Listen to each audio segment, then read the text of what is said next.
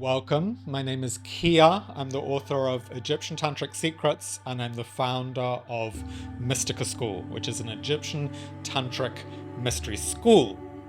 Fair warning, this is a deep dive, as in everyone that has done this training so far, they are quite blown away at the amount of change and shifts in their life on so many levels. That might be personal levels, relationship levels, their spiritual path deepens, they heal so much, and they start feeling connected into this lineage of Egyptian Tantra. I assume that you already have some level of resonance with Egypt. Maybe you've already been there, maybe you already feel like you've got a connection with, it could be Isis, it could be Osiris, Hathor, Horus, it could be Ra, the sun god. And within the journey that we could go on through this training, you're going to get to meet not all of them, because we don't have the time for that, but you're going to meet the biggies. And the biggies are able to support anyone that feels a resonance with them to go deeper on their spiritual path. It's a profound journey, I have to say, and I feel that we are genuinely energetically supported by the Neteru, the gods and the goddesses of ancient Egypt. If you're watching this video, I imagine you may well already be guiding people into spiritual experience. Maybe you're a healer, maybe you work with groups of people, maybe you work with couples. And yet, perhaps you also sense that there are deeper depths that you could go to as a healer and a space holder. Perhaps you sense there are higher heights that you want to reach. Perhaps you want to be stepping it up and shining even more of your light into the world. And I feel that this training can be a massive support, supporting you in a level of quantum leap.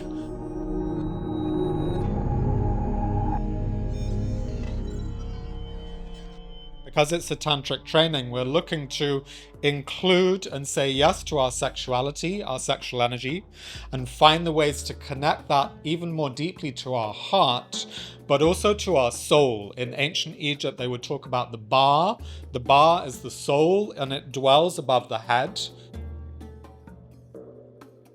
They would have these ankh practices where they're connecting continuously the heart and the soul to the heart. Now, why would they do that?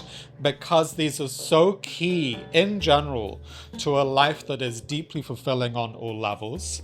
And obviously the tantric paths are looking to heal that split. Sex and spirit, in fact, were all part of one divine source. How do we reconnect all the parts, all the pieces? So this also is another part of our Egyptian Tantric journey. And in fact, within the myths themselves, when you look at the Isis and Osiris myth, there are tantric clues and teachings which are speaking about how do we divinize our sexual energy and our sexual center so that it is seen as divine, holy, precious, golden. So this too is a really key part of the journey that we will embark on.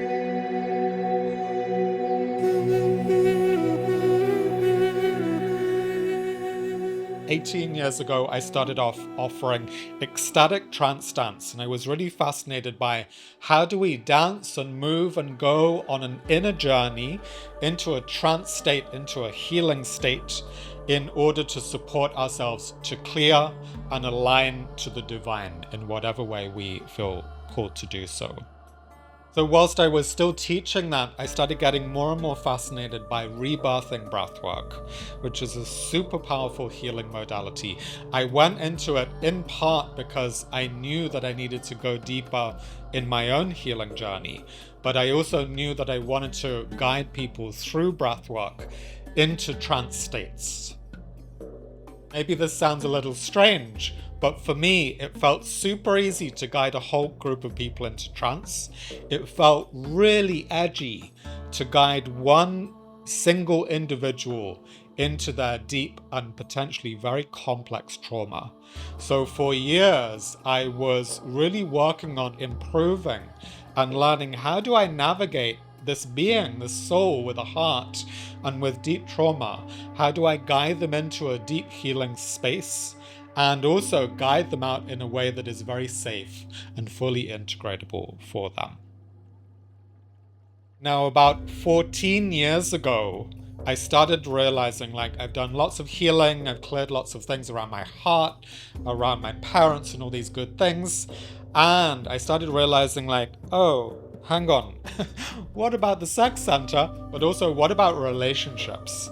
And I really struggled 14 years ago to make an approach to any woman that I might feel attracted to. I used to go to an all boys school when I was a teenager. That does not set you up for an easy relationship with women. So I realized I needed to go into Tantra in order to help clear these blockages in relation to relational connection with other people. And along that journey, I was also working on clearing this sex as a sin wound, which I feel is such an endemic issue.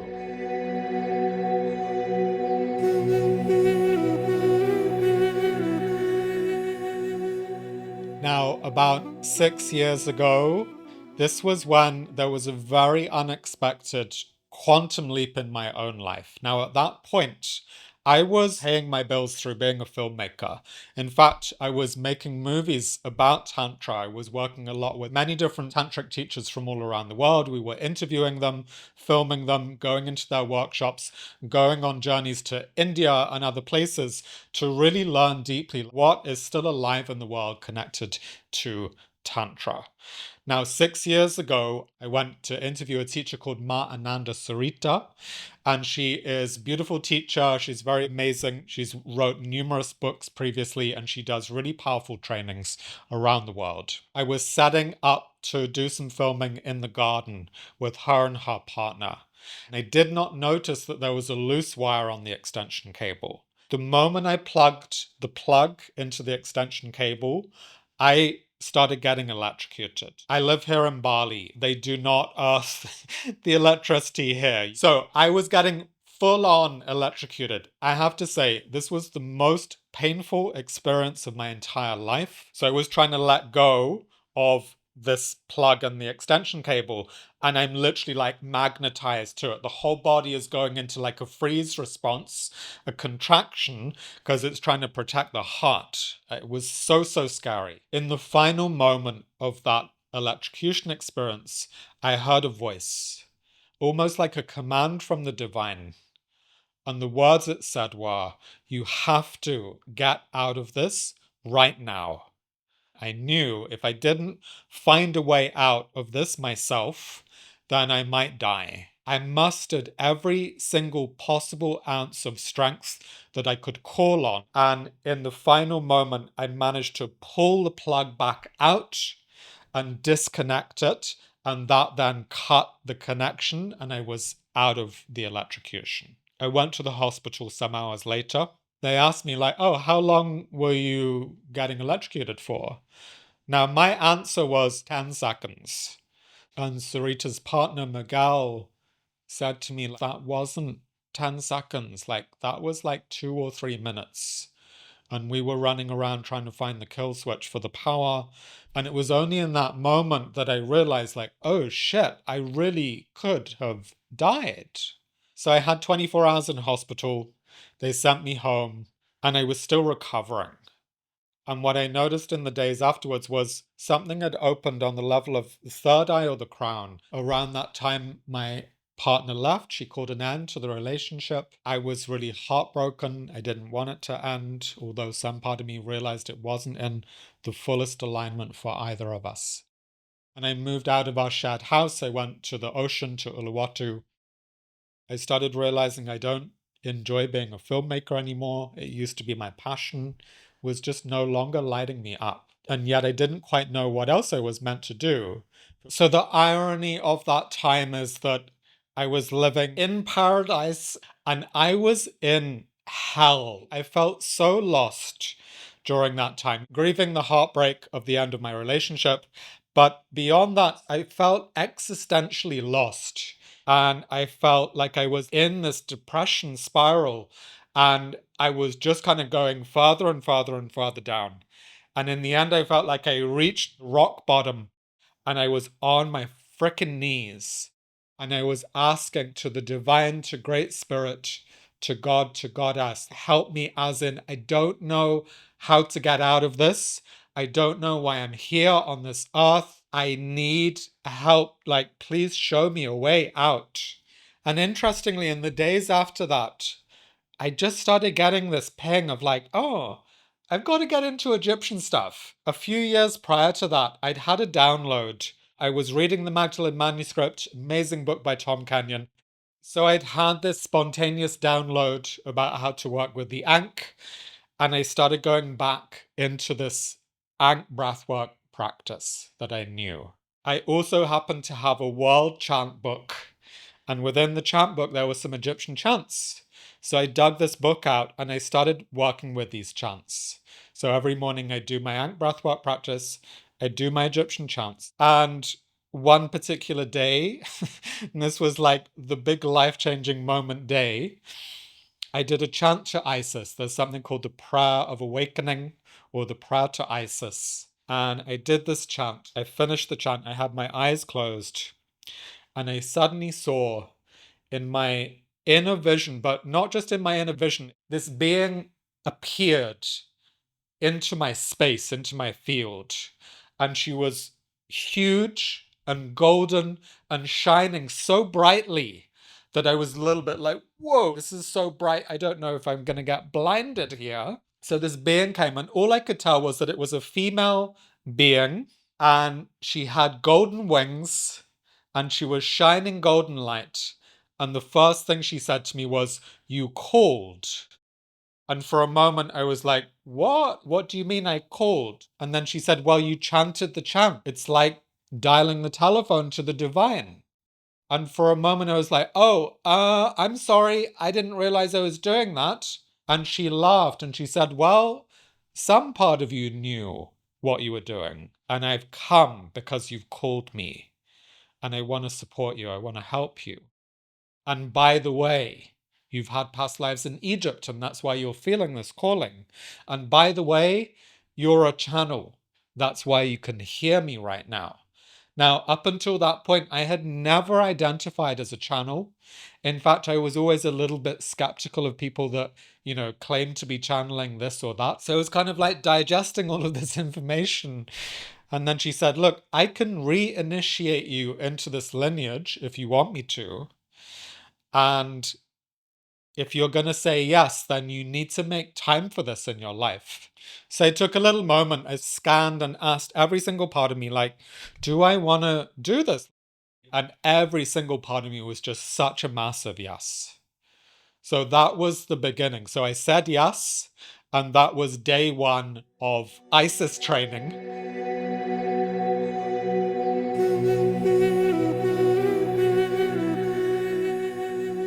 Within that, she was like, right, I'm going to teach you some of the variations on the Ankh practices. And that was how we started. And so day by day, I would do my Ankh practice. She would come in and she would guide me. About 4 or 5 days after that, she came in. She said, look, this is working, as in you're getting it and you're able to fast track your way through it because you've been doing all these years of spiritual preparation in a way. She was like, look, why not just do a big download? Like, just channel my words through, and through that, you can just do a mega download of information. And this will be information that is for you, but also to be shared with other people in the world. And so that was what birthed the book, Egyptian Tantric Secrets. I then had 9 days in which every single day I do my morning practice. Isis would come in. We might do a bit of learning a few new things. And then at a certain point, we'd just go into like, right, okay, download starts. Let me hit record on my phone, auto transcribe all the words, stay in the channel. And that was how the whole book birthed. By the end of 9 days, I downloaded 80,000 words. I didn't even know that was possible, Now, I have to say, the editing of the book took way longer than the initial download. And within that, there were points where more information came. So in the end, the book grew to a 100,000 word book. And the way I like to sum that book up these days is it's an Egyptian Tantric mystery school in a book. You could read that book and go through all the practices. There's about 33 practices inside of that book.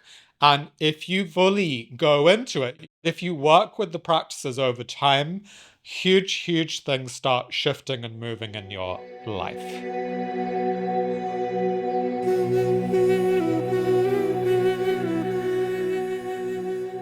In the same way that I was initiated by Isis and by Magdalene and by these other guides that are connected to the Egyptian lineage, I now initiate others so I can share with you the tools, techniques, and practices that I've learnt from all these downloads, from all this channeling that I now do with these great, great teachers.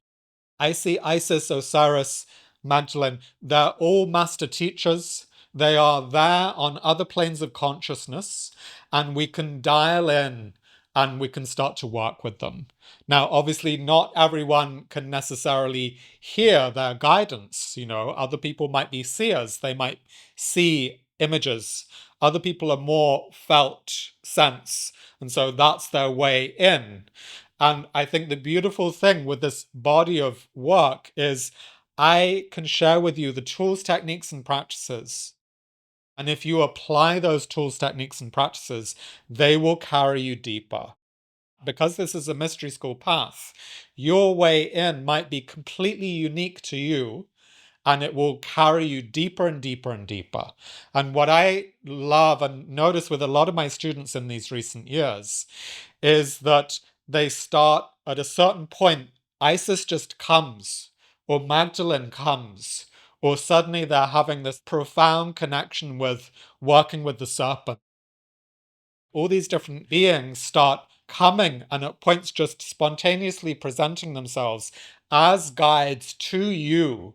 Because I feel personally like we're all meant to have some kind of a direct dial to the divine. And that might show up in very different, unique ways for each of us. The more that we work with those beings, the further we can go in our own life path, the more we can align to our own soul calling. And of course, for you, that might be you end up going all in with Egyptian Tantra and you teach it. Or it might be that it reveals a whole new path that you're meant to follow.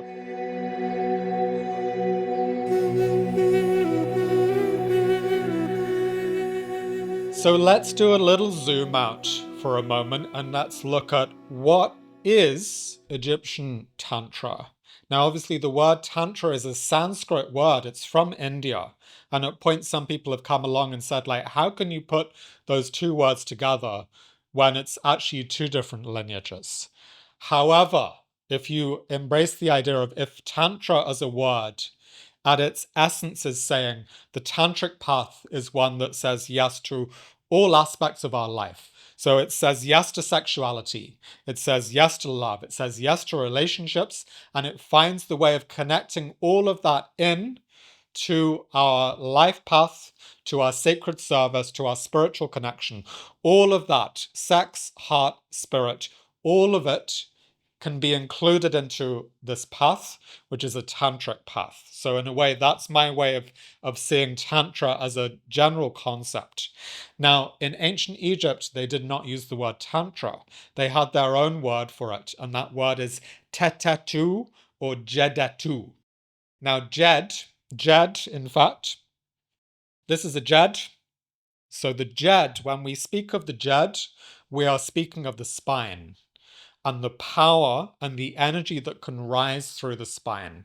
Now, if ever you've had a Kundalini awakening or activation, I'm sure you have felt how much power and energy can move through the spine. So the spine is super, super important in relation to our spiritual practice in general. So Jedetu would mean the two spines aligned to the divine, or it could also mean the two spines aligned to the earth, or both, to the earth and to the heavens. So their word, again, it's so deliciously poetic. And in fact, there are practices within the work that we explore where we are literally going back to back with a partner. It could be a beloved, it could be a practice partner. We're learning the advanced Ankh practices within which we're flipping this loop. So if you imagine this loop maps onto the body here, and yet this loop is also malleable. So you could flip the loop, zhoop, going that way. Then you've got a pathway that runs out the back of your heart, over the crown, through the soul point, known as the bar to the Egyptians, and it comes back to the heart. Now, when you're running that on your own, then that is super energizing and it's connecting your heart and your soul. If you're back to back, spine to spine, tete-tu, if you're spine to spine with your beloved or with a practice partner, and you run that energy at the same time, both of you sending it out the back of the heart, through this pathway, through your partner's heart, and then it's received back into you. When you both do that at the same time, if you imagine it, you create this counter-rotating field of energy. When you do that, you are super energizing the whole system. So it's very, very potent and powerful. In Egyptian Tantric cosmology, we see that at times as solar and lunar energy currents. And when we're running these polarized current and we send them in opposite directions to one another, it generates massive energy. If you think of Tesla, there's an interesting image where his first device for running energy was based off of the Ankh as a symbol, and you can see it very, very clearly when you see his design. And so that can be something that might create electricity, that might power a home, but we can also create our own inner electrical energy circuit. When we do so, we are able to plug in to earth energy. We're able to plug into heavenly energy or universal force energy, and we get supercharged. So when you're supercharged, when you're running your life on this kind of energy, oh my God, like you have so much energy to do so many things. I could not run a mystery school were it not for my daily practice that charges me up and keeps me in my soul alignment and my divine alignment.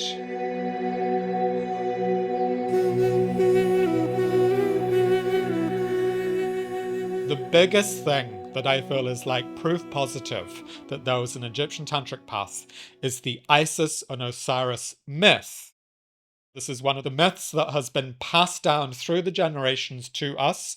It is also written in the hieroglyphs and also in the pyramid texts as well.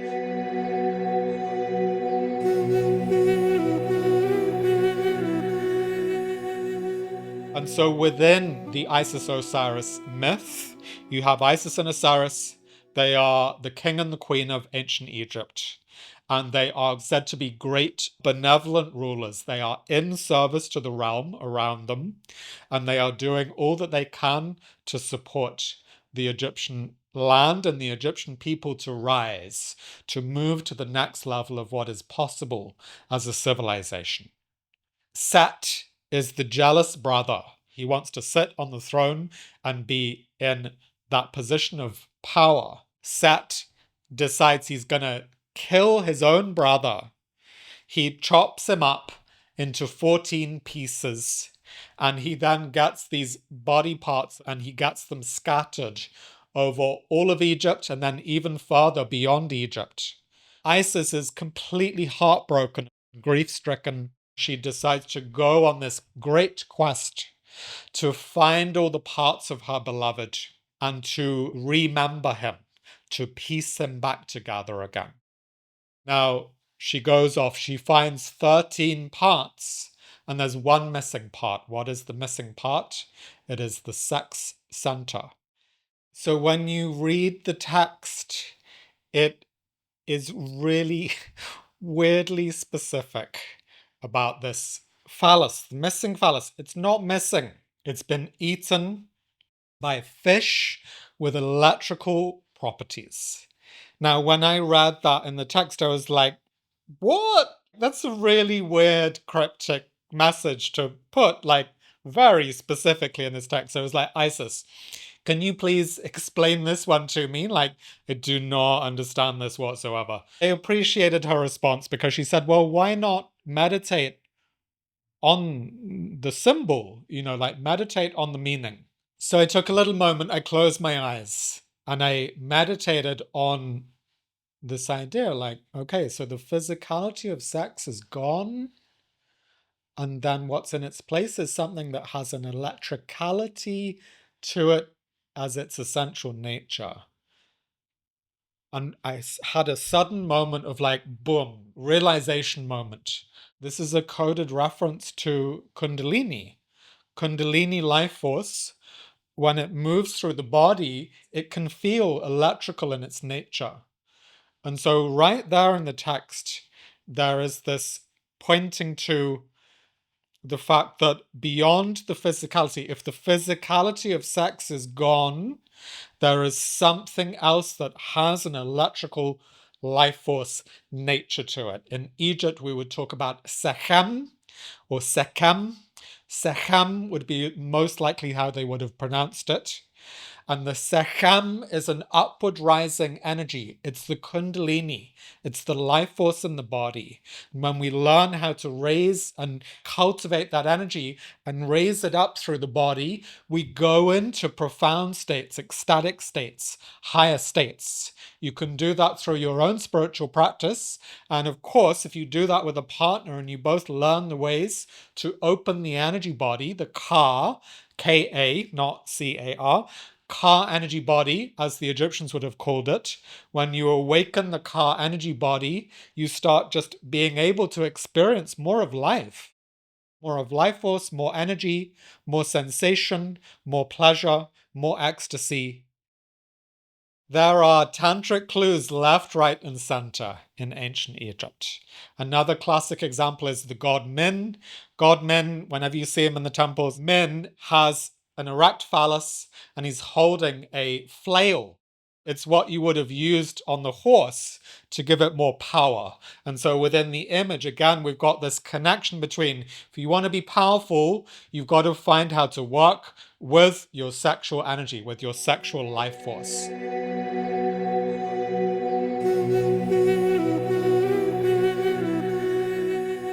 From my understanding, there was actually a golden age where a lot of people knew about the tantric secrets, and they in fact were not as secret as they ended up becoming.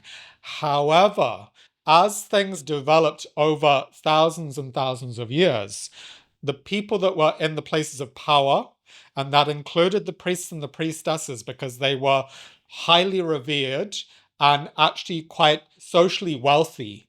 At a certain point, they realized these tantric teachings are so powerful that everyday smaller person learnt the tantric teachings, tried to move into upper echelons of society. So they were concerned that it was going to almost like upset the pyramid scheme that they wanted, which was most powerful, most wealthy people at the top, and then all the little people, they want them at the bottom level of the pyramid. And the great thing about the time that we're living in now is that the secrets are available. The Ancient Secrets of the Flower of Life has highly advanced sexual anking practices inside of it. Profoundly advanced teachings are readily available through so many books and through so many teachers and teachings in the world today, thankfully.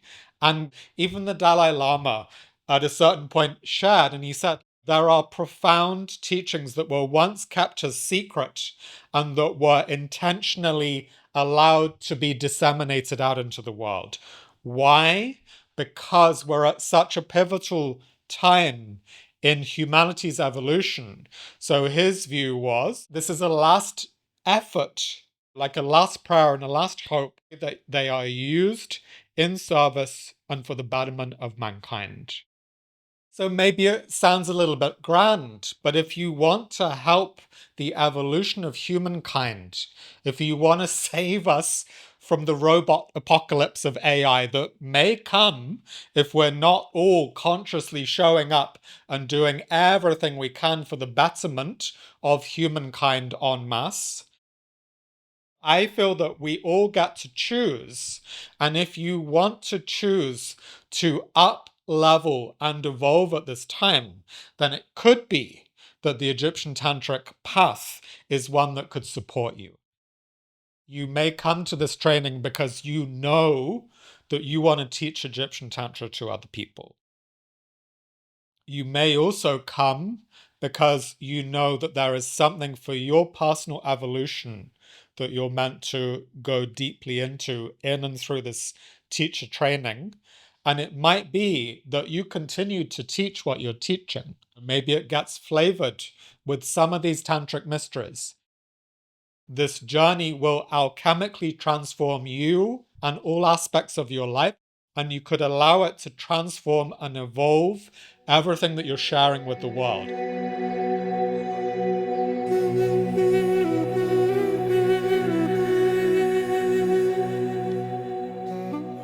For a moment, let us imagine that we're going to become a falcon.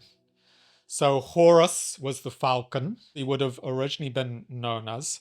Heru was great at flying high in order to look at the big picture view. If you went on this journey over the 10 months, then let me give you a big picture view of what that might look like.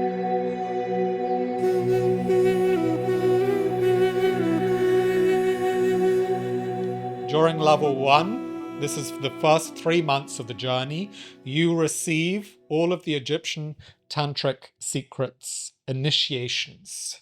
So each week you receive a different initiation. Within that, you will receive initiation into working with the Ankh as solo practice. You'll learn how to work with it as couples practice. You'll learn how to carry it into the bedroom if you're with a partner.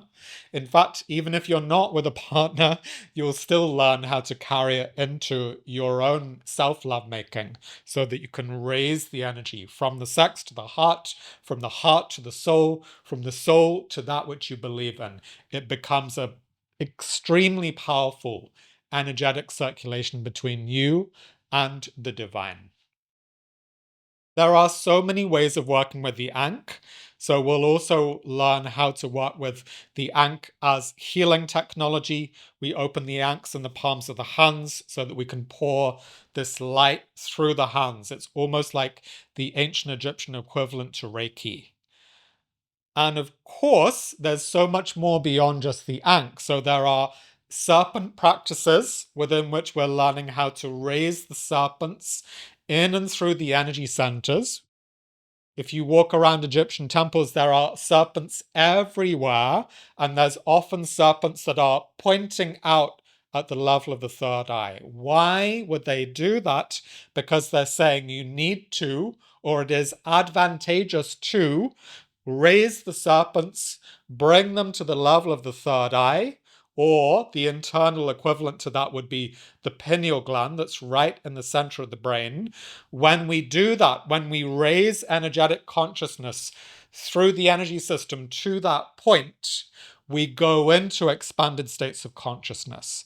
It is the natural end result of working with these alchemy type practices. And so at times we're raising the two serpents, the lunar serpent and the solar serpent.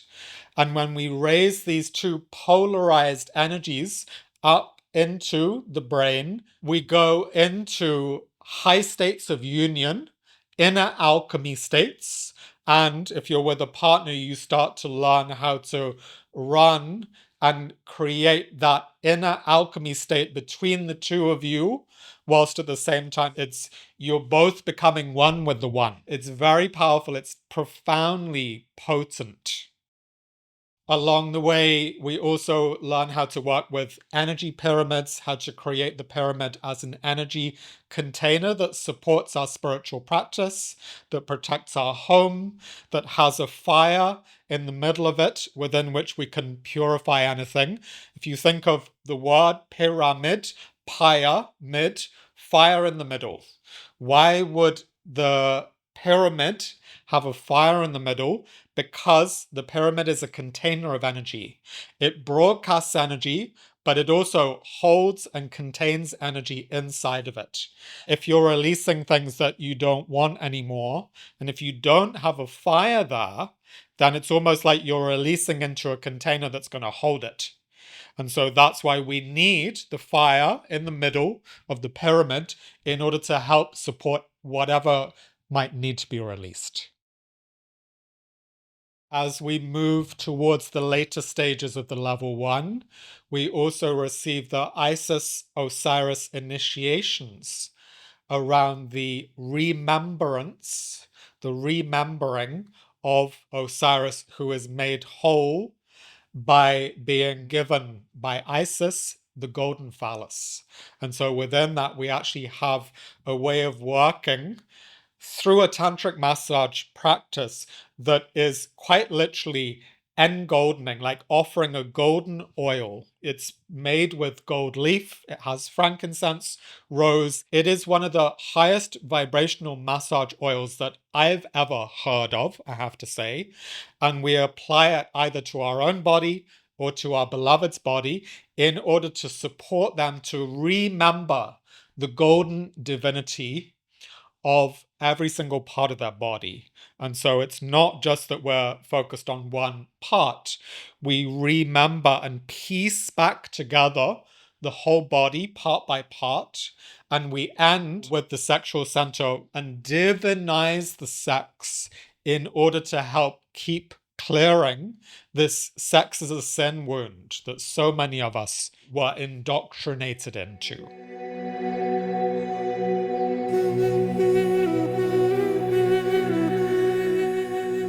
We meet once a week. It is about 3 hours each time that we meet. By the end of that 12-week sequence, it is so powerful how much has been alchemized and shifted and activated, and you have been initiated week by week by week by week by week to the point that you need then to have some integration time after the first 12 weeks.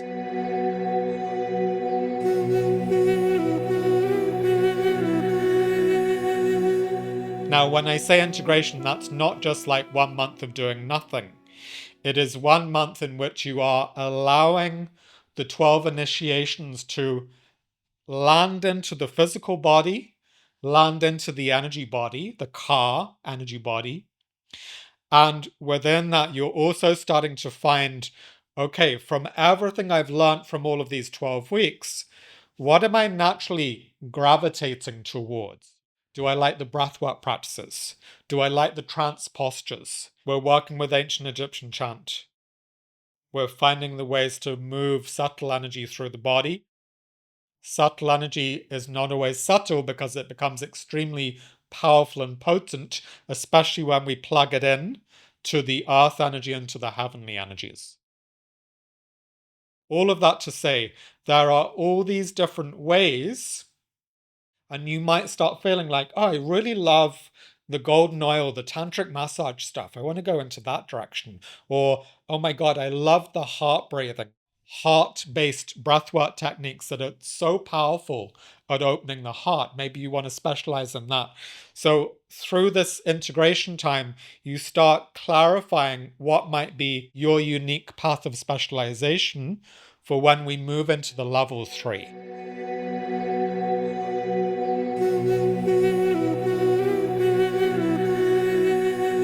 Level 3 is when we start learning how do you teach this body of work. And obviously, every single teacher is unique, and you need to keep listening for how you're going to teach it. Are you going to channel it through? Or is it going to be more grounded and more practical for you? Are you going to teach it like a yoga class? Are you going to guide people into trance states so it becomes almost like trance postures, or maybe even Egyptian-inspired trance dance? So there's so many ways that you could come to shape and format this. And what I teach you a lot of in the level 3 is I'm going to show you all my maps to become your own map maker. So someone that can draw from a whole multitude of different approaches, techniques, ways of teaching, ways of transmitting, tools, techniques, practices, breath work, movement, sound, stillness, trance postures. What we're offering in and through this training is the Egyptian Tantric maps to ecstasy. And how you end up sharing that with the world is, of course, completely up to you.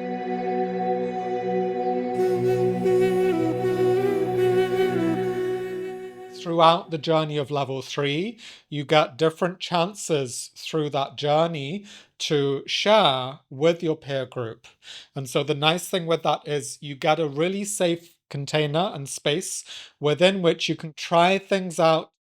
Yes, you will get feedback, but it's going to be loving feedback that will help you to deepen the transmission and share from an even more potent place of precision.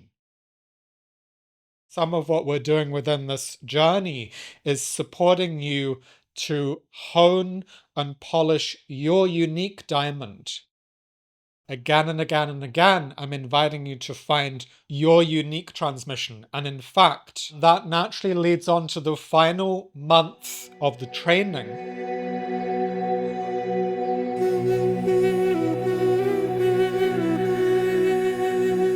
Level 4 is transmission. So you've been marinating in and through these teachings over these 8 months. You've also moved towards the teaching and sharing and getting feedback and improving, and we finally reach the transmission.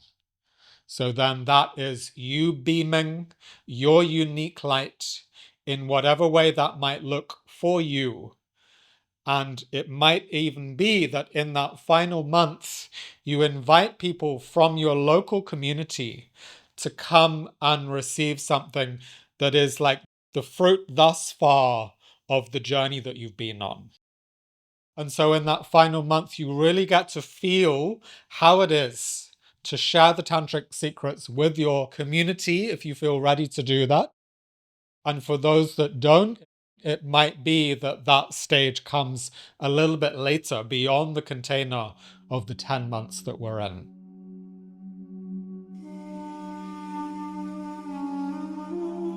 Imagine meeting future you. We're meeting the you that has gone through this profound journey of transformation, initiation. You now know how to work with the ankh, the serpents, the pyramids. You know how to offer trance postures. You know how to share these teachings. You know how to guide people on a deep, deep journey of initiation, of connecting to Osiris, Isis, of working with Horus or Hathor. You are guiding people on profound, life-changing journeys. And that could be over 9, 10, 12 sessions. You might be saving marriages. You might be supporting people to foundationally shift the work that they do in the world, how they're showing up for themselves, for their partners.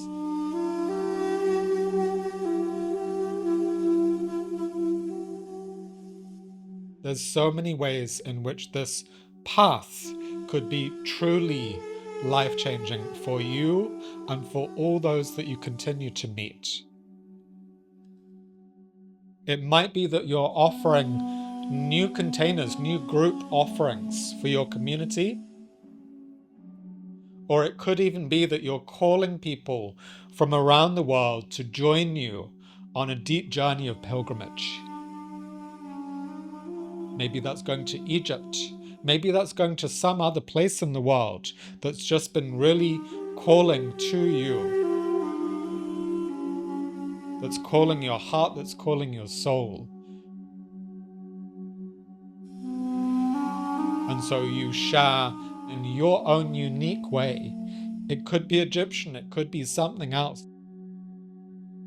And yet the whole journey of the 10 months has helped to carry you to that next level. The next level that you can see in your mind eye. See how it feels to feel future you, to feel the one that you could become if you went on this journey with us.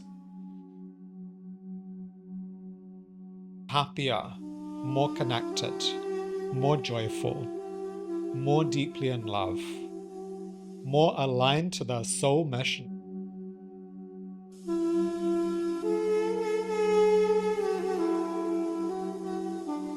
How does it feel to meet the you that is in this future timeline that you could choose?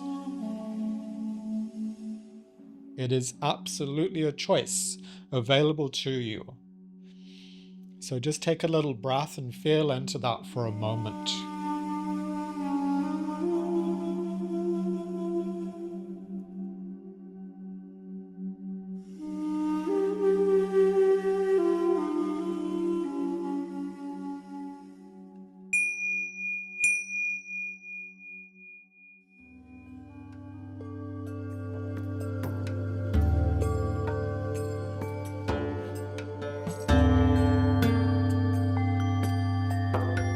There's another really key piece in this training that I want to speak to you about, and this is connected to sacred marketing.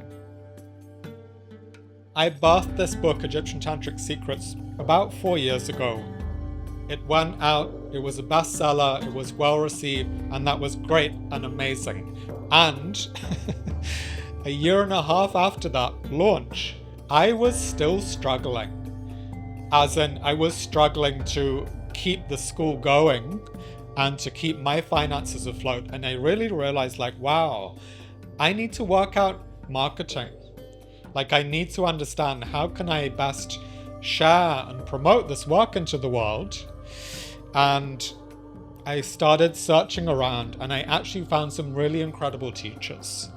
And honestly, part of my fear at that time was, am I going to lose my soul a little bit by getting sucked into regular marketing world? But you know what I found? I discovered a path that I like to call sacred marketing. The whole vision behind this is, in your heart and your soul alignment, can you share and broadcast to other people in a way that is clear, understandable, and that really connects with the heart or the soul of the people that you're meant to work with? What I love to share about within sacred marketing is how you can create web pages, sales funnels that are at their essence still you connected to your truth, connected to your soul, and speaking from your heart. There are ways in which you can share your message through an online presence that inspires, uplifts, and invites people into your world. And whenever they step into your world, you know how to guide them on a profound path of transformation. And if you feel that you don't quite yet know all the ways to do that, then we're going to support you with that as part of the journey, of course. So before we even jump on a call, my invitation is really feel in. Is this for you? Is it calling to you? Do you want to go on this journey? And what I see again and again is those that go on the full journey, like the person they were at the start compared to the person they were at the end, it's quite mind-blowing. And some of these people are already advanced teachers. You might already be very advanced on your journey. And as you know, there's always higher levels that we can all go to, myself included. I'm not sitting as the guru at the top of this mystery school. I am in service to Isis, to the Neteru, to Magdalene Yeshua. I am offering this because it's what's landed for me. And it's been so massively life-changing that I have to share it with other people. So if that calls to you, if a tantric mystery school journey calls to you, and if you sense that the Egyptian Tantric Secrets journey could be part of your path and that could light you up to the next level of your potential, let's jump on a call, let's talk about it, and let's see. You know, I'm not going to be pushy, there's no hard sales pressure or anything like that, but let's meet, let's vibe with each other. You get to ask me questions, I'll ask you some questions, and we'll see together whether this is the right fit for you. So thank you so much for listening to this. Hopefully I'm going to see you for a call. If it is meant to be, it will happen. And wishing you a beautiful day. Thank you so much.